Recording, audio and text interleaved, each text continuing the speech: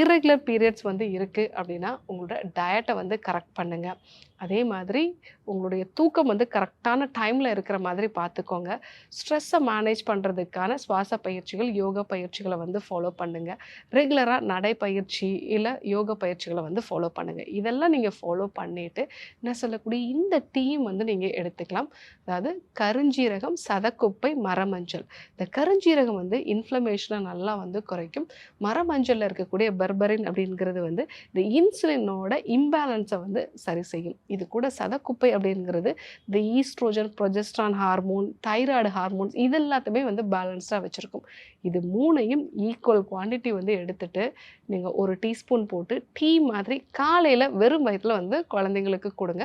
So அவங்களோட periods வந்து நம்ம மாத்திரைகள் எடுத்துக்காமலே ரெகுலரைஸ் ஆகிறத பார்க்கலாம். இது கூட கண்டிப்பாக டீடாக்சிஃபிகேஷன் மெத்தட்ஸையும் வந்து ஃபாலோ பண்ண வேண்டியது அவசியம். ஸோ இர்ரெகுலர் பீரியட்ஸ் இருக்குது அப்படின்னா வெறுமனே மாத்திரைகள் மட்டும் எடுத்து அதனால் நீங்கள் வந்து இன்னும் அதிகபட்சமான ஹார்மோனல் இம்பேலன்ஸை உண்டாக்காமல் நான் சொன்ன இந்த டயட்டு, எக்ஸசைஸு, அது கூட நல்ல இரவு தூக்கம், ஸ்ட்ரெஸ் மேனேஜ்மெண்ட்.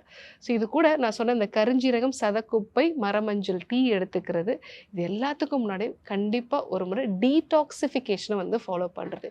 இந்த விஷயங்களை ஃபாலோ பண்ணீங்க அப்படின்னா மாத்திரைகள் இல்லாமல் ஆரோக்கியமான முறையில் உங்களோட அந்த ஹார்மோன்ஸை பேலன்ஸ்டாக வச்சு பீரியட்ஸை ரெகுலரைஸ் பண்ணிக்கலாம்.